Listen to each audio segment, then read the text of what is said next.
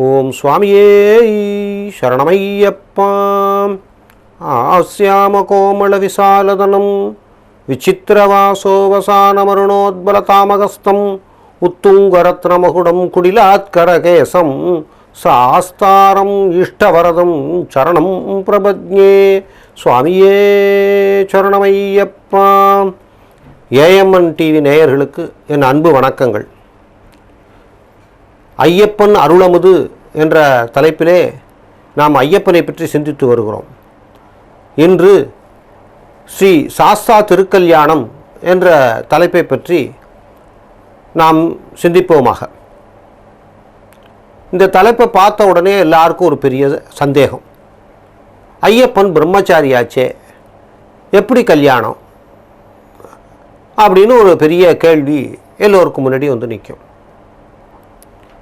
இது நியாயமான கேள்வி தான். பிரம்மச்சாரி 12 வயசில் அவர் வந்து மகிழ்ச்சியை மர்தனம் பண்ணிவிட்டு மலையில் போய் உட்காந்துக்கிறாரு, அவருக்கு எப்படி கல்யாணம் அப்படிங்கிறது ஒரு எல்லாருக்கும் எழக்கூடிய ஒரு சாதாரணமான கேள்வி.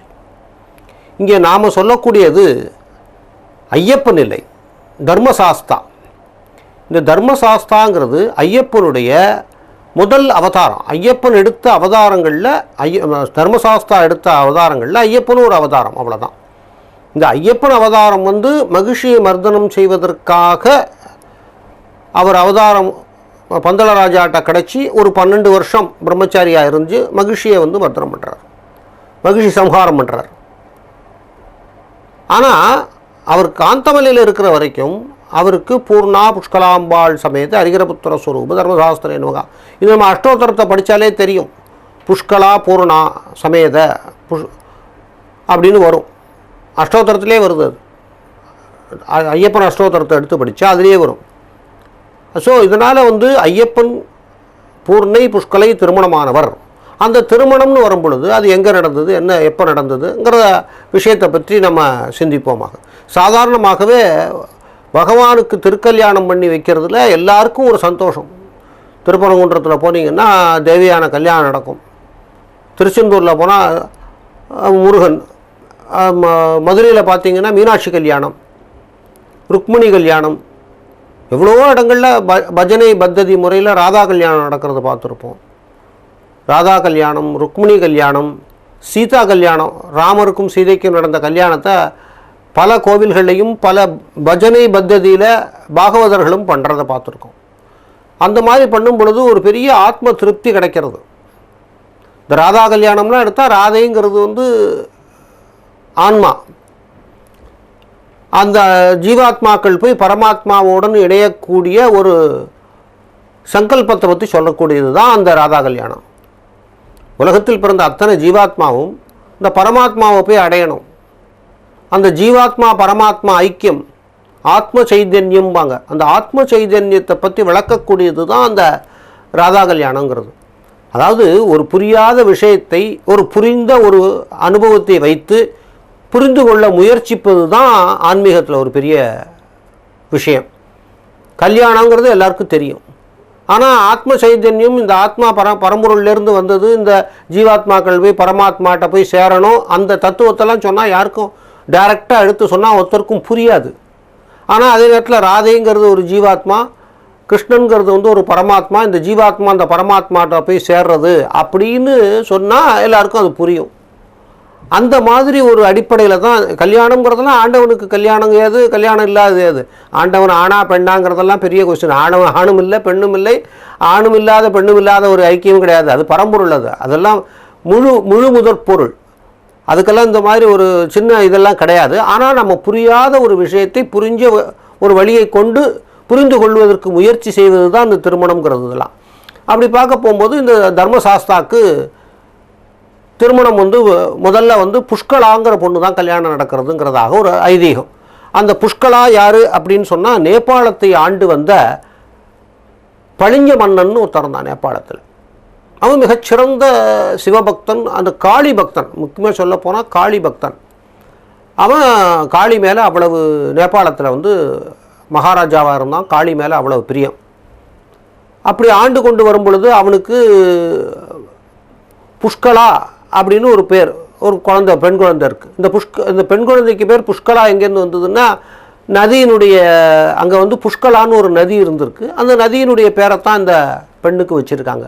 சாதாரணமாக இங்கெல்லாம் பார்த்திங்கன்னா காவேரி, கோதாவரி, சரஸ்வதி, நர்மதை அப்படின்லாம் பேர் வைப்பாங்க.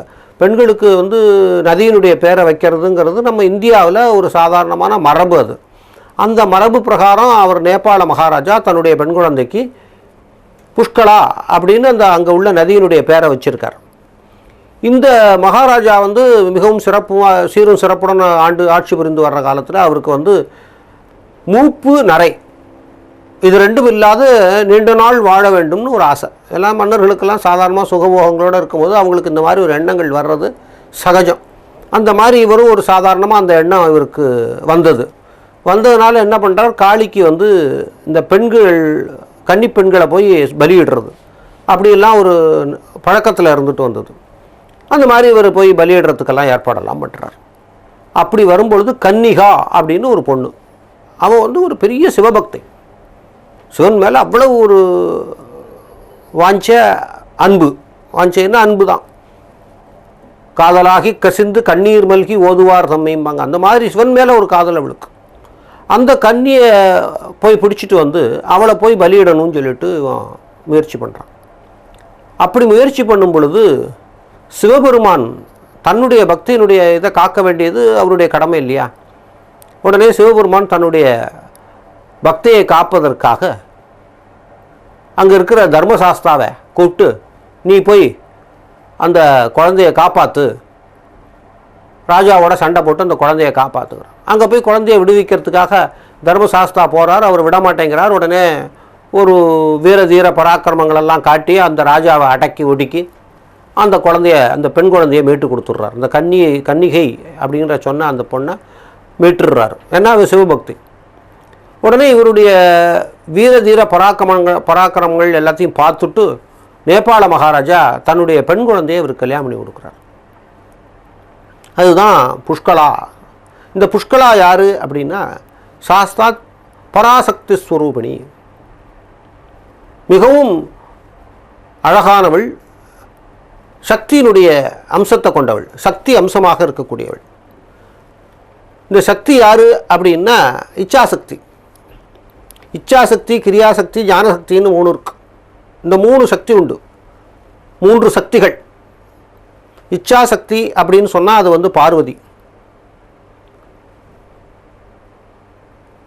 கிரியாசக்தினா பார்வதி, இச்சாசக்திங்கிறது வந்து மகாலட்சுமி, ஞானசக்திங்கிறது சரஸ்வதி. இப்படி இருக்காங்க. இவ புஷ்கலா அப்படிங்கிற பேரில் இவ இருக்கிறது. புஷ்கலா அப்படின்னா எங்கும் வியாபித்திருப்பவள் அப்படின்னு பொருள். எங்கும் வியாபித்திருப்பவள்னா என்ன அர்த்தம் அப்படின்னா, ஒரு இருட்டான அறைன்னு வச்சுக்கோமே, அந்த இருட்டான அறைக்குள்ள ஒரே ஒரு சின்ன அகல் விளக்கை ஏற்றி வச்சா அந்த ஒளி அந்த இருட்டான அறை முழுவதும் வியாபித்திருக்கும். இது நல்லா நம்ம புரிஞ்சுக்கணும். அதுதான் அதனுடைய தத்துவம்.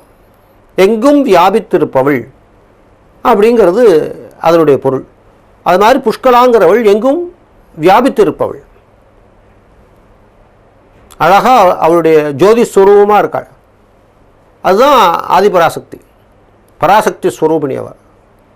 அப்படியே அடுத்தது இந்த மாதிரி இருக்கும் பொழுது அவளை திருமணம் முடித்து கொடுக்குறார்கள். அவரும் புஷ்கலா சமேதராக தர்மசாஸ்தா காட்சி கொடுக்குறார்.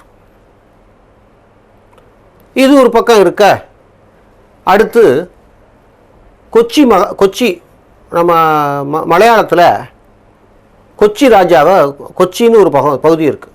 அந்த பகுதியை ராஜ்யத்தை பிஞ்சகன் அப்படின்னு ஒரு ராஜா ஆண்டு வரார். பிஞ்சக மகாராஜா. இந்த பிஞ்சக மகாராஜா ஒரு நாள் வேட்டையாடுறதுக்காக காட்டுக்குள்ளே போகிறார். காட்டுக்குள்ளே போகும்பொழுது அந்த காட்டில் இருட்டி போயிடுது. இருட்டின உடனே அங்கே இருக்கக்கூடிய பூதகணங்களும் பிசாசுகளும் யக்ஷிகளும் அவரை கவர்ந்து கொள்கின்றன. அப்பொழுது அவர் என்ன பண்ணுறார், தர்மசாஸ்தாவை நோக்கி பிரார்த்தனை பண்ணுறார். உடனே தர்மசாஸ்தா அங்கே பிரத்யட்சமாக்கி அவரை அந்த சூழ்நிலையிலிருந்து மீட்டு, ஏன்னா இவர் தான் பூதகணநாதன் ஆயிடுச்சே, பகவான் பூதகணநாதன். அதனால் பூதங்களை எல்லாத்தையும் அடக்கி அந்த பிஞ்சகன் மகாராஜாவை, கொச்சி நாட்டை சேர்ந்த, கொச்சி ராஜ்யத்தை ஆண்டு வந்த பிஞ்சக மகாராஜாவை விடுவிக்கிறார். விடுவித்த உடனே அவர் என்ன பண்ணுறார், தன்னுடைய மகளான பூர்ணா அப்படிங்கிற ஒரு பெண்ணை ஐயப்பனுக்கு திருமணம் செய்து வைக்கிறார். அதாவது தர்மசாஸ்தாவுக்கு திருமணம் செய்து வைக்கிறார். இந்த இடத்துல இவர் பூர்ண புஷ்கலா காந்தராக காட்சியளிக்கிறார். இதெல்லாம் காந்தமலையில் இருக்காங்க, சபரிமலையில் கிடையாது, காந்தமலை. காந்தமலையில் பூர்ண புஷ்கலா காந்தராக இவர் காட்சியளிக்கிறார். இந்த பூர்ணா புஷ்கலா காந்தர், இந்த பூர்ணா கதை வரும் பொழுது நிறைய கதை வருது இடையில. இதே பூர்ணா கதையை கூட சொல்லும் பொழுது ஒரு சில இடங்களில் என்ன சொல்கிறாங்க, இந்த மதுரையில் வந்து சௌராஷ்டிரா அப்படின்னு ஒரு குரூப் இருக்குது, பட்நூல்காரவங்க. இந்த பட்டுநூல் நெய்யக்கூடிய அந்த பட்நூல்காரவங்க ஒருத்தர், ஒரு வியாபாரி, திருவனந்தபுரத்தில் போய் வியாபாரம் பண்ணுறதுக்காக தன்னுடைய மகளை அழைத்து கொண்டு செல்கிறார். அவருக்கு மனைவி இல்லை, மனைவி இறந்து போய்ட்றாங்க. அதனால் மகளை அழைத்து கொண்டு செல்வதாக ஒரு கதை வருது. அந்த மகளை அழைத்து கொண்டு அவர் செல்லும் பொழுது ஆரியங்காவு பக்கம் போகும்பொழுது, காவுனாலே காடு தான், இந்த காட்டுக்குள்ளே போகும்பொழுது அவரை பூதகணங்கள் பிடித்து கொள்வதாகவும், அப்போ அவர் வந்து இறைவனை நோக்கி பிரார்த்தனை பண்ணும் பொழுது இந்த பெண்ணு வந்து வழியில் போகிற இடத்துல அவர் ருதுவாயிடுறார். அதனால் என்ன பண்ணுறாங்க, தன்னுடைய மகளை வந்து ஒரு அந்த ஆரியங்காவு கோவில் அர்ச்சகர் வீட்டில் தங்க வச்சுட்டு இவர் போகிறார். போகும்பொழுது மாட்டிக்கிறார். அப்போது இந்த ஆரியங்காவு ஐயன் வந்து அவரை காப்பாற்றுறதாகவும், அவருக்கு வந்து காப்பாற்றினதுனால ஊருக்கு வந்த உடனே தன்னுடைய மகளை மணமுடித்து கொடுப்பதாகவும், இன்றைக்கும் அந்த கல்யாணம் நடக்கிறது. இந்த மண்டல பூஜை முடிகிற நாள் 26ஆம் தேதி வச்சுங்களேன், 26ஆம் தேதி பாருங்கள், டிசம்பர் 26 கல்யாணம் நடக்கும். அப்போ சீர்வரிசையெல்லாம் மதுரையிலேருந்து போகும், பந்தளத்து ராஜாவும் சீர்வரிசையை கொண்டு வருவார். இந்த மாதிரி பூர்ணா புஷ்கலா காந்தராக இறைவன் காட்சியளிக்கிறார் அப்படிங்கிறது ஒரு ஐதீகம். இந்த பூர்ண புஷ்கலா காந்தரை யார் பிரார்த்தனை பண்ணுறாளோ அவங்க வீட்டில் திருமண தடைகள் இருந்தால் தடைகள் நீங்கி அவர்கள் சுபிட்சமாக கல்யாணம் நடக்கும், வீட்டில் வந்து கல்யாண உற்சவங்கள் நடக்கும் அப்படிங்கிறதாக ஒரு ஐதீகம் ரொம்ப நாளாக நிலவி வருது. அது ஆரியங்காவு போய் அந்த கல்யாணத்தில் கலந்துக்கிட்டாலும் வரும். இல்லைன்னா பூர்ண புஷ்கலா அம்பாவோடு இருக்கக்கூடிய படத்தை வீட்டில் வச்சு பூஜை பண்ணால் அவர்களுக்கு சகல சௌபாகியங்களும் கிடைக்கும். அந்த படம் கிடைக்கலன்னு கூட கவலைப்பட வேண்டாம், அச்சங்கோவில் படம் அதுதான். அச்சங்கோவிலில் பூர்ண புஷ்கலா அம்பாவோட சுவாமி இருக்கார். அதை போய் வாங்கி வீட்டில் வச்சு பூஜை பண்ணால் வீட்டில் மங்கள காரியங்கள் நடக்குங்கிறத சொல்லி எல்லோரும் க்ஷேமமாக இருக்கணும்னு சொல்லி பிரார்த்தனை பண்ணி முடிச்சுக்கிறேன். சுவாமியே சரணமையப்பா.